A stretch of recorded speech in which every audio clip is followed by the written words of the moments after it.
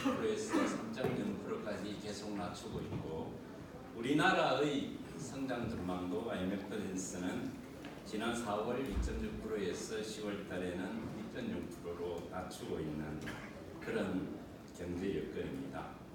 8월 2일 날 일본이 우리나라를 백색 국가에서 배제하면서 소재, 부품, 장비 산업의 공급 차질도 우려되고 있는 이런 상황이었습니다. 다른 독일이나 중국 등 다른 나라들은 4차 산업에 대비해서 산업혁신을 적극적으로 추진하고 있는 국제경쟁의 그런 상황입니다.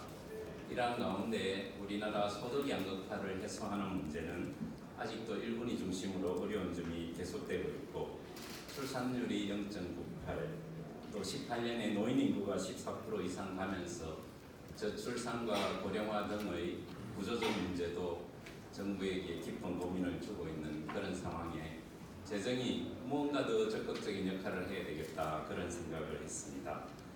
다음 페이지. 그래서 내년도에는 국내외 경제 여건과 세입 여건, 세출 소요 이러한 점들을 감안해서 저희들이 감내 가능한 범위 내에서는 최대한 확장적으로 편성하려고 했습니다. 이렇게 늘어난 재원을 상당 부분은 소재 부품 장비, 혁신 성장 등 미래 세대가 혜택을 보는 성장 동력 확충과 경제 활력 제고에 가장 역점을 두고자 노력했습니다. 내년도 예산안의 자세한 표는 밑에 있습니다만은 수입은 482조, 지출은 513.5조로 해서 재정 수지가 72조 적자, GDP 대비 3.6%, 국가 채무는 40%를 조금 못 넘는 39.8% 수준을 염두에 두고 저희들이 편성하였습니다. 결과는 그래서 19년의 재정 수지가 GDP 대비 마이너스 1.9에서 마이너스 3.6으로 상당폭 늘고, 국가 채무도 37.1에서 39.8로 늘어나는 문제가 되겠습니다. 이 점에 관해서 이제 많은 분들이 재정 건전성 부분을 걱정하고 계시는 내용입니다. 그런데 우리나라는 내년까지는 그래도 저희들이 견뎌볼 만하다, 이렇게 생각을 합니다. 지난 16년에서 18년 국가 채무 비율을 보시면 36%, GDP 대비 36%와 35.9%에서 36% 수준의 2, 3년간 계속 있습니다. 이때는 초과세수로 인해서 저희들이 17년에 당초 국채 발행 계획 대비 10.4조, 18년에 당초 계획 대비 18조에서 2년간 28조 4천억의 적자 부채 발행을 상대적으로 줄인 점이 있기 때문에 이때 모아놓은 힘을 비축해서 내년에 경제를 한번 성장시켜보자, 이래서 저희들이 감내 가능한 범위 내에서 최대한 확장적으로 한번 해봤다, 이렇게 보시면 될 것 같고, 국가 채무 비율은 상대적으로 아직도 선진국들이나 다른 나라들과 비교해보면 OECD 평균은 110% 되어 있는데 저희들이 이제 D2 기준, 국제 비교 기준으로 일반 정부 기준으로 봐도 40.1%로 상대적으로 아직 우리나라는 재정 건전성이 양호한 편에 있다, 이렇게 말씀드릴 수 있겠습니다. 다음, 우리의 재정 정책에 대해서 많은 국제 기구들이 적극적 재정 정책을 권고하고 있는 이런 상황입니다. IMF는 여러 번 적극적 재정 정책을 권고한 바가 있고, 최근에 신임 총재가 한국과 독일, 네덜란드를 콕 찍어서 재정 여력을 보유하고 있어서 적극적인 지출 확대가 필요하다고 지적한 바가 있고, OECD도 같은 취지, 피치사는 우리나라의 양호한 재정 건전성 등을 이유로 우리나라의 신용 등급을 유지하고 있는 그런 상황입니다. 재정을 늘리면서 저희들이 재정 정책에 대한 효과성에 대해서 다시 한번 짚어봤습니다. 최근에는 이자율이 꾸준히 낮아지고 있는 이런 상황에서는 재정 정책이 보다 효과적일 수 있다, 이런 하나의 포인트와, 다음 재정 확대는 총수요를 늘리는 점도 있지만 생산성 향상에 기여할 수도 있다. 또 하나, 정부가 선별적 투자를 잘하면 공급 측면을 확대시켜서 경제 성장 등 긍정적인 효과를 더 가져볼 수도 있다. 이런 측면에서 재정이 지금 같은 상황에서는 좀 더 적극적인 기능을 해야 되지 않느냐, 이런 논리적 근거가 되겠습니다. 여기 우리나라 재정 정책에 대해서는 외부의 언론 등에서 우리나라의 정책에 대해서 하나 평가한 부분이 있습니다만, 파이낸셜 타임즈에서는 한국하고 독일은 산업 강국으로 글로벌 교육 긴장에 따라서 유사한 도전에 직면하고 있는데, 그래도 한국은 독일보다는 좀 더 적극적으로 해서 한국이 신속한 조치를 취한 것은 올바른 방향이고, 독일도 한국의 변화 의지를 배울 수 있을 것이다, 이런 평가도 있습니다. 그래서 우리의 재정 정책에 대해서는 외국의 국제기구나 다른 데서도 적극적으로 평가하고 있는 부분이 있다, 이렇게 보시면 될 것 같습니다. 다음은 내년도 9.3% 늘어난 것을 어떤 분야에 주로 고민을 했느냐, 이렇게 보시면 될 것 같습니다. 첫 번째는 증가율 부분이고, 두 번째는 증가 규모입니다. 저희들이 산업, 중소기업, 그리고 R&D 이런 경제 분야의 지출을 내년도에 굉장히 고민해서 많이 늘렸다, 이렇게 보시면 될 것 같습니다. 이거는 앞에서도 말씀드린 바와 같이 경제 활력 제고와 성장 잠재력을 위해서 재정을 늘리되, 아까 말씀하신 것처럼 계속 이어지는 업무 지출보다는 재량적 지출, 경기 활성화를 위한 재량적 지출에 집중해서 좀 늘리고자 노력을 했다. 그런데 지출 규모로 보면 복지가 여전히 규모는 큽니다. 베이스가 워낙 크고 공적연금이나 사회보험 등에 따르는 이게 고령화 등에 따라서 여기에 어쩔 수 없이 늘어날 수 있는 재원들이 굉장히 많습니다.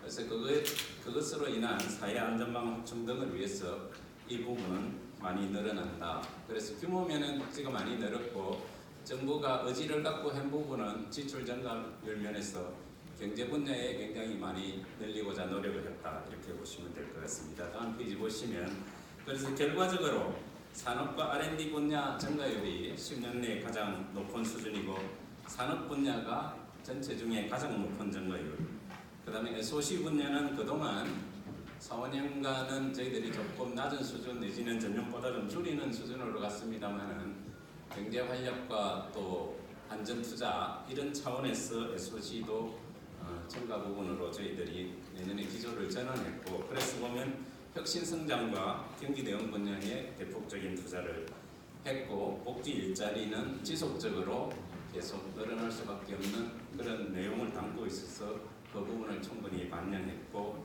내년에 규모상으로는 국방이 최초로 50조 이상을 돌파하게 되는 그런 분야별 지원 구조를 갖고 있다, 이렇게 보시면 될 것 같습니다.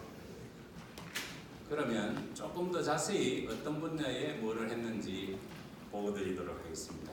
한 5개 분야 정도 되는데, 첫 번째 혁신성장 분야는 소재 부품 장비, DNA 플러스 빅3, 혁신인재 양성, 그리고 제2벤치금, 경제 활력 제고 부분에서는 수출 투자, 주력 산업, 그 다음 지역 활력 3대 프로젝트, 포용국가에서는 안전망, 저출산 고령화, 영세 자영업자 지원, 청년 희망사다리, 이런 부분들인데 뒤에 조금 더 자세히 설명드리도록 하겠습니다.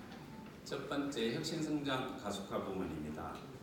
저희들이 혁신성장 4대 패키지에 전년도 대비 한 50% 늘려서 여기에 집중적 투자를 해서 저희들은 도미노 전략, 핵심 도미노를 저희들이 건드림으로 해서 전체 산업의 혁신을 확산시키는 그런 전략을 택해봤습니다. 먼저 일본의 수출 규제에 대응해서 핵심 소재 부품 장비를 전년도 예산 8천억 정도 수준이었습니다만 2조 이상으로 증가시켜서 소재 부품 장비의 R&D와 개발된 R&D를 실제 테스트할 수 있는 테스트베드 확충 등과 같은 상용화 인프라, 그 다음에 자금 지원 등을 통해서 이 부분을 중점 지원을 하고, 데이터 네트워크 AI와 그 다음에 시스템 반도체, 바이오 헬스, 미래 자동차, 이 부분을 금년도 예산이 한 3조 2천억 지원합니다만 내년에 4조 7천억으로 대폭적으로 증가해서 여기가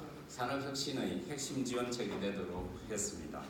다음은 AI와 소프트웨어 등 인력을 특화 프로그램 중심으로 반영해서 양성할 수 있도록 내년에 한 48,000명 양성을 목표로 두고 중점 지원을 해서 대학 교육의 혁신과 직업훈련 체계 개편도 지원할 수 있도록 했습니다. 다음, 저희들이 모태 펀드에 대한 중점 지원, 그 다음에 민관협력 기술 창업, 플러스 R&D 연계 지원 등 산업의 확산 또 사업화 등을 중점 지원해서 제2벤처 부문의 확산을 도모하고자 합니다.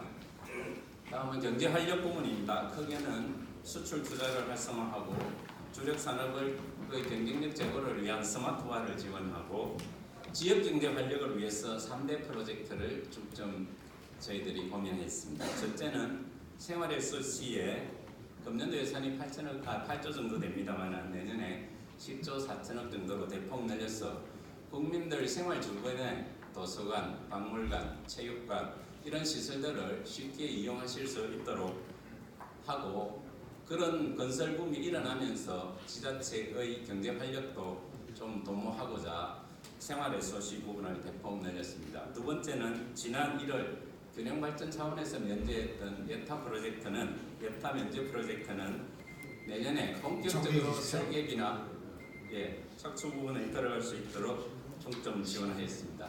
다음은 일자리 부문입니다. 일자리는 내년에 21.3% 정도 늘어나도록 배분하였습니다.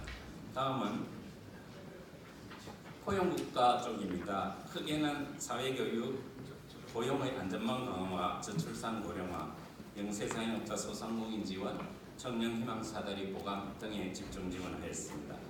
다음 국민생활 편의와 관련해서는 내년에 가장 특징적인 것이 지난번 접수 문제로 문제됐던 스마트 상수도 제도를 도입해서 내년에 ICT 기반으로 수질과 수량을 스마트하게 관리하는 쪽에 가장 역점을 뒀습니다. 미세먼지는 올해도 이슈가 됐습니다만 내년에 2조 원 수준에서 4조 원 수준으로 대폭 늘려 지원하도록 했습니다. 다음 국방은 내년도 최초로 50조 원 이상을 돌파하도록 하였고 방위력 개선에 집중 지원, 장병 기본 복지 형성에도 지원하도록 하였습니다. 마지막으로 외교 역량 강화를 위해서 ODA와 공공외교에 집중 지원하도록 하였습니다. 예, 감사합니다. 예, 수고하셨습니다. 지금 말씀하신 도중에 아까 서울역에 3시 5분에 도착하신 정의당 이정미 의원 오셨습니다. 보시기 전에 말씀을 드렸는데 딱 7분 시간 지켜주셔야 돼요. 다시 고맙습니다. 자, 이어서 이 주제죠. 2020년도 예산안에 대한 주요 분석 내용에 대해서 국회 예산정책처 김일권 예산분석실장